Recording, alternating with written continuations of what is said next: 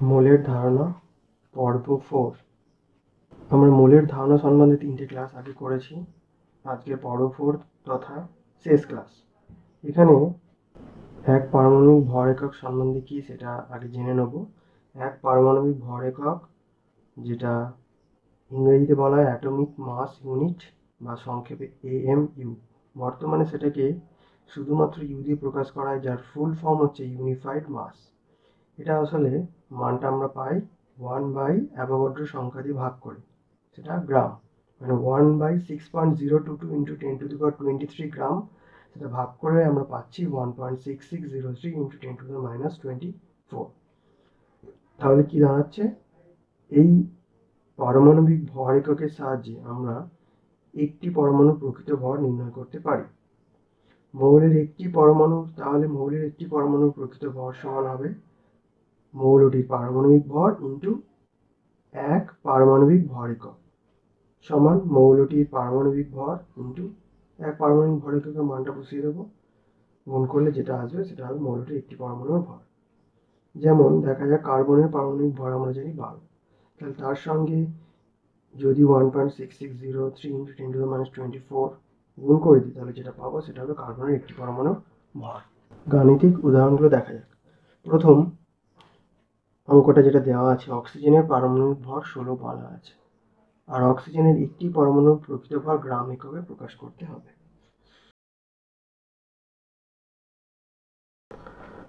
ফর্মুলাতে আমরা পেয়েছি অক্সিজেনের পারমাণবিক ভর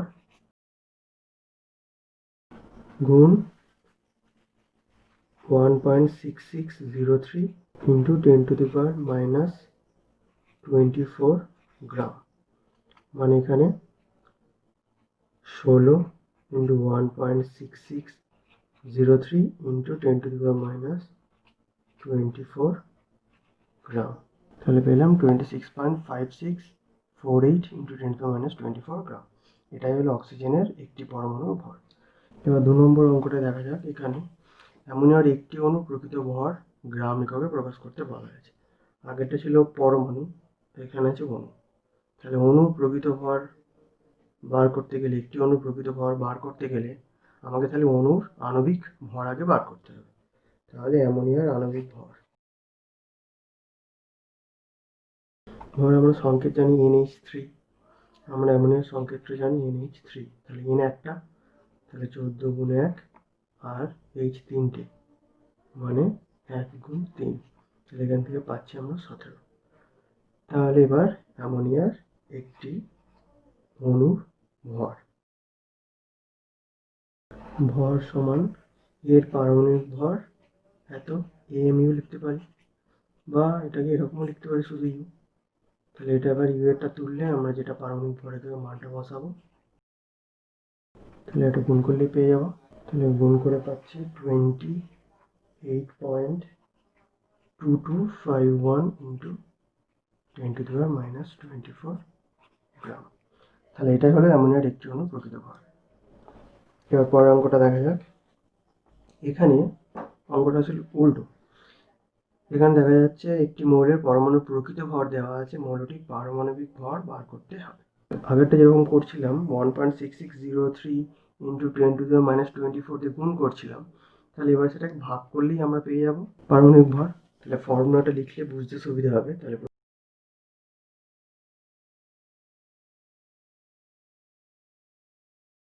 গ্রাম, এখান থেকে এটা বার করতে হবে। তাহলে অতএব বাই 1.6603 ইন্টু 10⁻24 গ্রাম।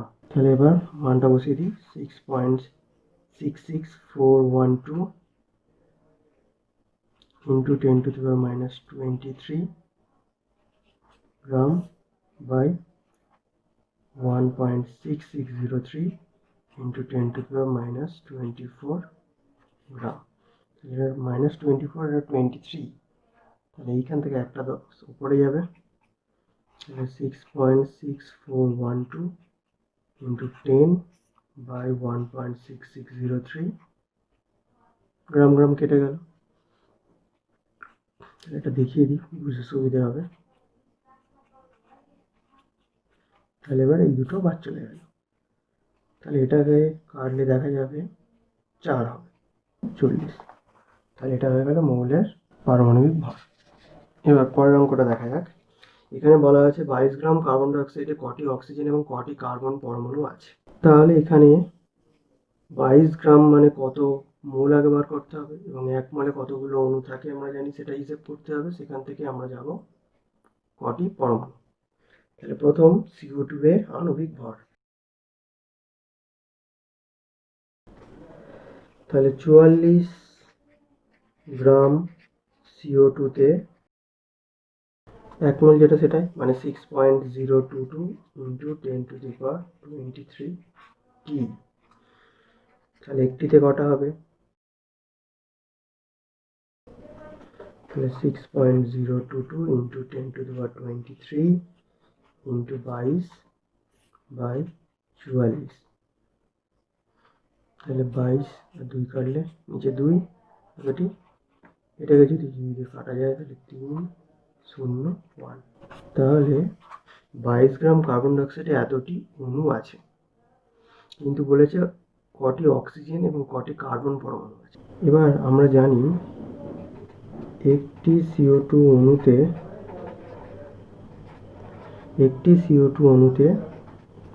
একটি কার্বন ও 2টি অক্সিজেন পরমাণু থাকে।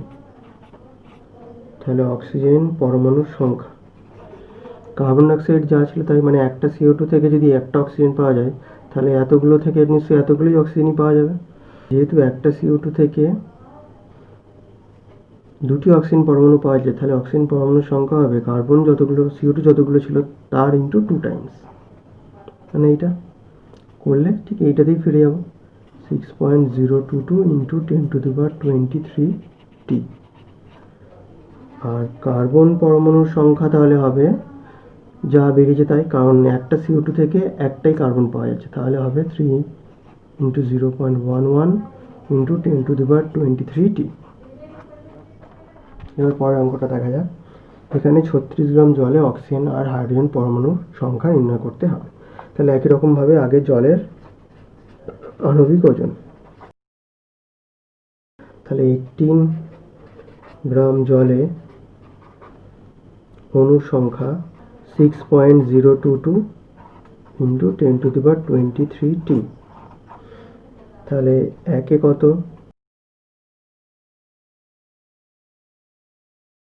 তাহলে কেটে এখানে 2 আসছে, 2 করে গুণ করলে 12 পয়েন্ট এটা আসছে। এইবার এক অণু জলে মানে H2O-তে কটা? 2টো হাইড্রোজেন, 2টি H পরমাণু আর একটি O পরমাণু থাকে। তাহলে বোঝা যাচ্ছে অণুর সংখ্যা যা, তাকে 2 দিয়ে গুণ করলে পাবো হাইড্রোজেন পরমাণুর সংখ্যা, আর অণুর সংখ্যা যা আছে জল সেটাই হবে অক্সিজেন পরমাণুর সংখ্যা, কারণ একটা থেকে একটাই অক্সিজেন পাওয়া যাচ্ছে আর একটা থেকে 2টো হাইড্রোজেন পাওয়া যাচ্ছে। তাহলে H পরমাণুর সংখ্যা সমান হবে 2 গুণ যা বেরিয়েছে তার সঙ্গে গুণ হবে,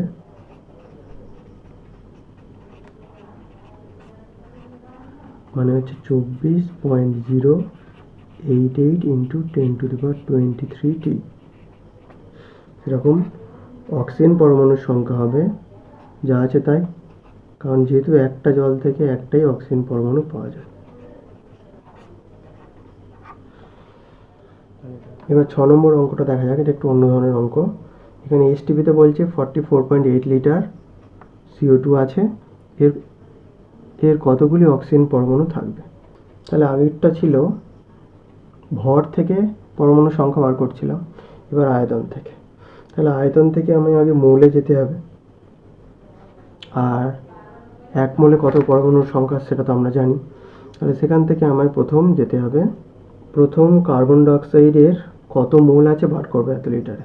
এবার 1 মোল কার্বন ডাইঅক্সাইডে কতটা এই অত মোল কার্বন ডাইঅক্সাইড কতটা CO2 আগে বার করবে, বা CO2 থেকে কতটা অক্সিজেন পরমাণু আছে সেটা বার করব। তাহলে প্রথম আমরা জানি 22.0 4 লিটার CO2 মানে হচ্ছে 1 মোল। তাহলে 1 লিটার মানে তাহলে কত হবে? 1/22.4 মোল CO2, আর 44.8 লিটার CO2 মানে 44.8/22.4, ক্রস আউট করলে আমরা পাবো 2 মোল CO2। এবার আমরা জানি 1 মোল CO2 তে কতগুলো CO2 থাকে? 6.022 ইন্টু 10⁻23টি CO2 আমরা জানি। তাহলে 2 মিলে কত পেয়ে যাব? গুণ করলে আসে 12.044 ইন্টু 10⁻23টি CO2 অণু। এইবার একটি CO2 তে 2টি অক্সিজেন পরমাণু থাকে, তাহলে CO2 অণু যতগুলো হবে তার দ্বিগুণ অক্সিজেন পরমাণু হবে। তাহলে অক্সিজেন পরমাণুর সংখ্যা 12.044 ইন্টু 10⁻23 ইন্টু 2 হবে, করলে আসছে 24.088 ইন্টু 10⁻23টি। এবার পরে অঙ্কটা দেখি। আগেরটা শুধু পরমাণুর সংখ্যাটা বার করেছিলাম, এবার অণুর সংখ্যা আর পরমাণু দুটোই বার করতে বলেছে।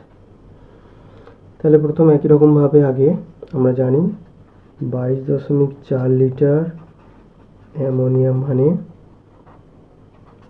1 মোল অ্যামোনিয়া। তাহলে 1 লিটার মানে 1/22.4 মোল অ্যামোনিয়া। তাহলে 11.2 মানে হচ্ছে 11.2/22.4 মোল অ্যামোনিয়া, মানে 1/2 মোল অ্যামোনিয়া হচ্ছে। এবার আমরা জানি 1 মোল NH3 মানে 6.022 ইন্টু 10⁻23টি অ্যামোনিয়া অণু। তাহলে হাফ কত হবে? হাফ ইন্টু 6.022 ইন্টু 10⁻23টি অ্যামোনিয়া অণু, করলে আসছে 3.011 ইন্টু 10⁻23টি অ্যামোনিয়া অণু। এইবার একটা অ্যামোনিয়াতে কি থাকছে? একটি নাইট্রোজেন পরমাণু প্লাস 3টি H পরমাণু। তাহলে অ্যামোনিয়ার সংখ্যা যেটা হবে সেটাই হবে নাইট্রোজেনের সংখ্যা, আর অ্যামোনিয়ার সংখ্যা যা বেরিয়েছে তার ইন্টু 3 টাইমস করলে পেয়ে যাব আমরা হাইড্রোজেনের পরমাণুর সংখ্যা। তাহলে N পরমাণুর সংখ্যা সমান কত হবে? এটাই 3.011 ইন্টু 10⁻23টি, আর H পরমাণুর সংখ্যা সমান হবে 3 দিয়ে ইন্টু হবে, 3 দিয়ে ইন্টু হবে। এবার কোশ্চেন বলছে মোট পরমাণুর সংখ্যা, তাহলে এই দুটো যোগ করতে হবে তবে মোট পরমাণুর সংখ্যা পাবো। তাহলে মোট পরমাণুর সংখ্যা, তাহলে দুটো যোগ হবে 3.011 ইন্টু 10⁻23 প্লাস 9.033 ইন্টু 10⁻23, দুটো যোগ করলে তাহলে হচ্ছে 12.044 ইন্টু 10⁻23। এবার 8 নম্বর অঙ্কটা দেখা যাক। এবার এই অঙ্কটা দেখো, 222 গ্রাম ক্যালসিয়াম ক্লোরাইড থেকে কত সংখ্যক Ca2+ এবং Cl- আয়ন পাওয়া যাবে। তাহলে এটা কিন্তু ক্যালসিয়াম ক্লোরাইড মানে এর অণুর অস্তিত্ব নেই, এর সংকেত। তাহলে সংকেত থেকে আমরা জানি কোনো পরমাণু পাওয়া যায় না, পাওয়া যায় আয়ন। তাহলে প্রথম কাজ হবে কতগুলো ক্যালসিয়াম ক্লোরাইড একক বা সংকেত একক পাওয়া যায়। তাহলে প্রথম কাজ হবে আমার ক্যালসিয়াম ক্লোরাইডের আণবিক ভর বার করতে হবে।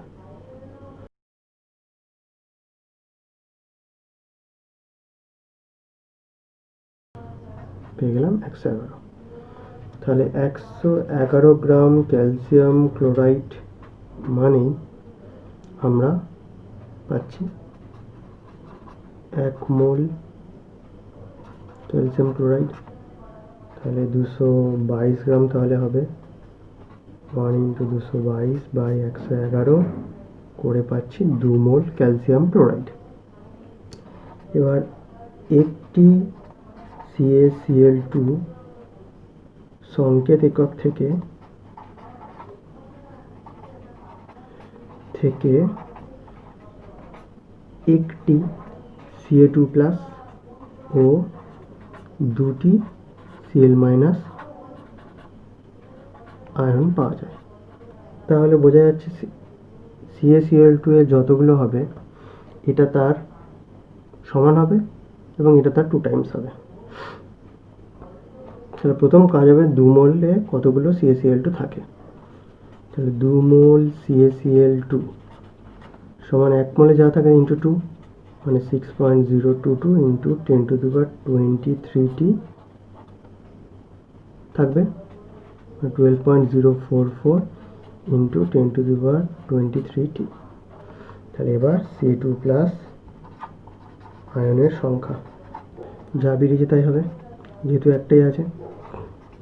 আর Cl- আয়নের সংখ্যা হবে 2 ইন্টু এইটা, গুণ করে পাচ্ছি 24.088 ইন্টু 10⁻23t। এবার এখানে এই অঙ্কটা আছে মোলার ভর বা আণবিক ভর নির্ণয় করতে হবে। এখানে অণুর সংখ্যা দিয়ে দিয়েছে এবং তার ভরও দিয়ে দিয়েছে। তাহলে এতগুলো সংখ্যায় দেখতে পাচ্ছি বস্তুটির ভর এত। আর আমরা 6.022 ইন্টু 10⁻23 সংখ্যায় আমরা জানি তাহলে 1 মোল, আর 1 মোল মানে ওটাই তার হয় পারমাণবিক ভর। তাহলে সেভাবে এটা করা যাক।